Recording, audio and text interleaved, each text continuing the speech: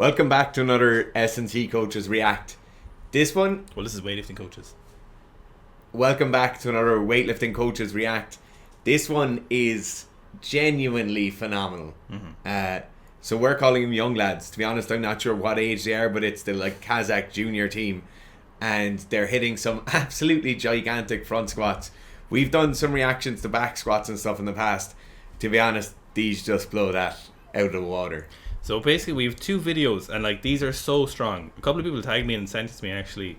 These are so obnoxiously strong that they do bear making a video themselves, because it's just so big back squats are it's cool, everyone appreciates big back squat, but huge front squats are something to just take a different level of gravy, right? And so the first one we have is from Artyom Antropov, and he's doing 272 kilo front squat with ease, I would say, at 99 kilo body weight. What the fuck? He looks like he's at least 280 in them. So the biggest front squat we've seen from anyone else currently competing is 290 from Kadamar, and we've seen Miso do 270, and as far as that's Miso's best front squat. Both of those are 94s. Antropov competes a little bit heavier, but the ease and the aesthetics of this 272 doesn't make any fucking sense. No. And 272 is so specific as well. That's all 600 pounds. Oh, is that what it is? Yeah, it's fake units. The speed is just absolutely unrivaled. Obviously, you can't really grind a front squat in the same way you would a back squat, but these are so worth watching.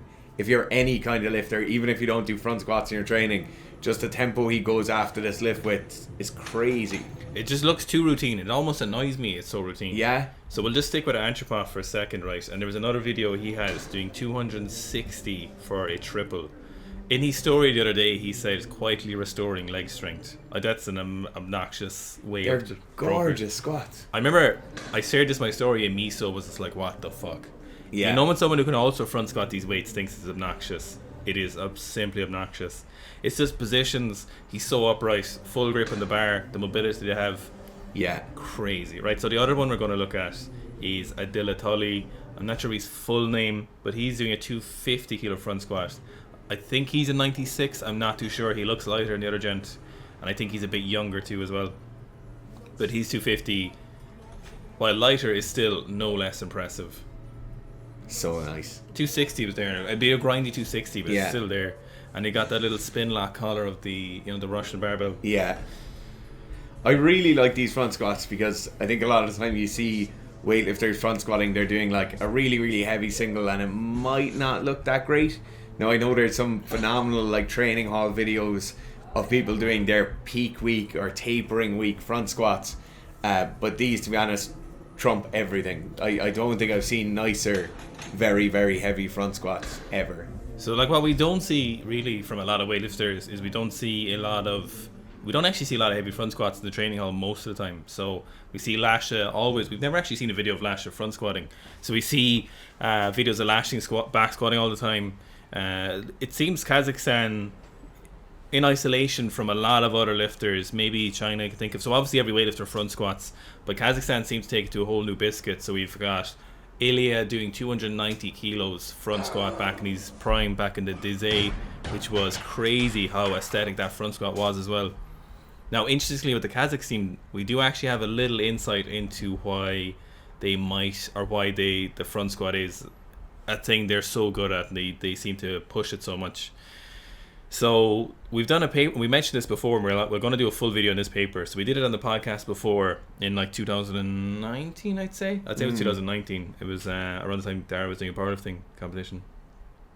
Basically, it's a video on, or not a video.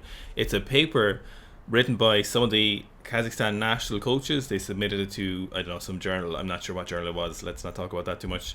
But they did it in a scientific format. They had a control group. We'll get into all that later, right? Or a different video, because it's a very interesting video. Basically, it's the program they used to get the Kazakhstan national team to London, and it seems to be similar ideas of what they're still using today. And they specifically the Pacific Ocean talked about why they don't really favour the back squat much, and we don't see a lot of heavy back squats from Kazakhstan lifters. They seem to really emphasise the front squat. So the second part of this is kind of funny, right? Fitz had a giggle a minute ago, so he's first time hearing it. So part one is the emphasis was placed on such exercises as the front squat. The reason for this are twofold.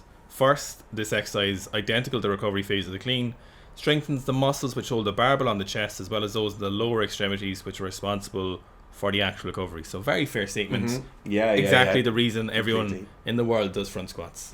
Fully, everyone agrees with that. That's the reason you do front squats, right?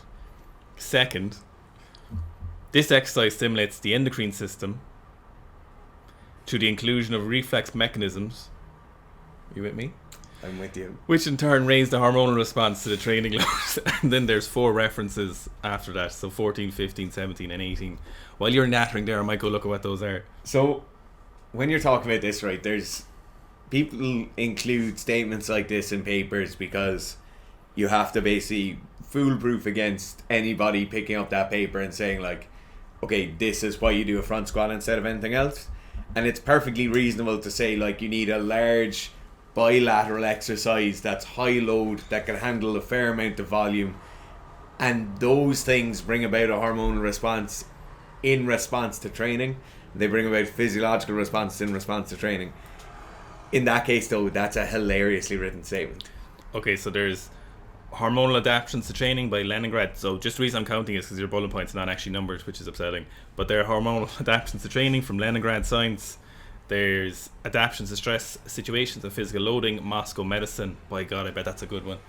And then there is strength and power. No, there's neuromuscular and hormonal adaptations, changes in muscle strength and weightlifting results in response to variations in training during 1 year follow-up period of Finnish elite weightlifters, World Weightlifting Scientific Supplement, 1987.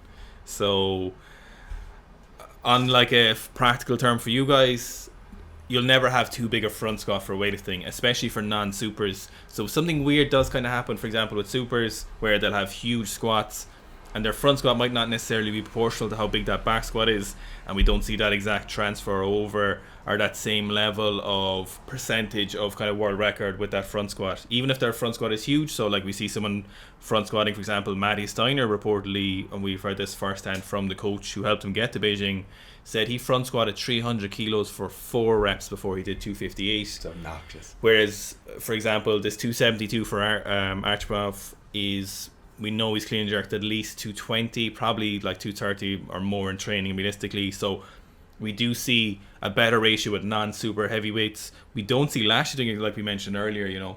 But in terms of what's your endeavor, is always having a big front squat is productive. Now there's a weird little thing here, right? So these lifters haven't tested positive, so we're not going to say they're taking drugs, because Kazakhstan are never taking drugs, right? No. But for the vast majority of people, drugs are not even. The best way to bring up your front squat is by having a stronger back squat. So working on the support muscles for your front squats and then driving up your back squat is the best way to increase your front squat. Now, however, if these could be outliers, just very talented front squats, so we're not saying these are athletes on drugs, okay? But I don't know if you even need to say this. But there is a thing where if you basically, it's kind of the thing the Bulgarians would have pushed a lot as well, is if you take enough drugs, you can kind of take not a shortcut, a kind of alternative route to a bigger front squat in that regard. And you could argue that if you could get to those super maximal front squats, those very, very heavy front squats, you could end up with a more efficient training system, because front squats, you can do a lot more front squat frequency in your training without having a negative impact on your lower back, for example, your knees, and very importantly on your lifts. So the same weight in a back squat at these weights, so like 270 plus weights, you could do similar. You could do 80% of your max front squat more often than the 80% of your back squat, even if they were similar weights, and have less fatigue from the front squats. I think what this kind of means moving forward for these two lads is that they're in an unbelievable position now. So they've probably achieved weights that are sufficient for their kind of career end goals with what they're going to hit with their snatch and clean and jerk. So they've hit a lot of the prerequisites. They might add 10 kilos more to a front squat. They might add 5 kilos more to a front squat. But they can now train for 2, 3, 4 years, safe in the knowledge that their 1RM has been at this point at some point in their career, and now they're just maintaining this, or they're maintaining 90% of this, and their front squat's always going to be heavy enough for them to push their weightlifting as hard as they want, basically. So one extra thing, just talk about the positions of the front squat, especially for Artyom's aesthetically pleasing front squat, is it's very interesting. So they're favouring a full grip, which is always better for front squats, but oftentimes makes it a little bit harder to maintain the positions due to mobility and, you know, kind of just different kind of anatomy of people. But they're both very, very low at their elbows to keep that full grip in the barbell. But then their back is so strong, and their legs are obviously incredibly strong as well, that they can keep that full grip, so their back stays tighter. This, when you can do it right, works incredibly well. Yeah. But if you can't do it, obviously, so most people would end up favouring. So you'd unrack it like that with elbows kind of lower down, full grip in the barbell, it'd feel great. But then as soon as you went to front squat, most people's arms would lift up, or elbows naturally to drive up the front squat, and then their little fingy poos would escape out. And you get the little T-Rex there. Know it all too well. The little claw fingers come out for most people. So we'd see with Ilias 290, for example, he did keep that, you know. Have you kept that on your heaviest front squat? I was doing it this morning, actually. I don't do the reps because it's just painful. But one thing I do find actually is heavier weights, if you do the like little T-Rexes, my fingers actually get sore, the joints, because you're putting so much pressure on them. So weirdly enough, I was working on this morning. I'm going to do more front squats in later, and I'm just going to actually just get a little bit more full grip, because tie it down a little bit. So thanks very much for watching. Amazing. As always, we really appreciate you watching the videos. We love the commentary in the comments down below. It's where we spend a lot of the time ourselves as well. So do please comment below, comment whatever you want. If you think these lads have nice front squats, which they do, comment that below. If you want to get a bigger squat, you can do the Seek Your Strength Road to Anywhere squat program. There's a link in the comments. It's 8 weeks, 2 squat sessions, and 1 piece of accessory work to be done after one of the squat sessions each week. We have gotten some gigantic PBs on this program. You're probably going to be number 2,000 and something. We've had a lot of people run through it. So do click the link below, have a look. If you have any questions, give us a shout. It's seekstrength@gmail.com. If you do want to help the algorithm and you can't think of a comment to make, say, yes, please do that scientific paper and bring back the pay-per-view for this one. By the time you've seen this, we'll already have done it anyway, but it'll just help the algorithm because we'll already have recorded the video. Thanks, guys.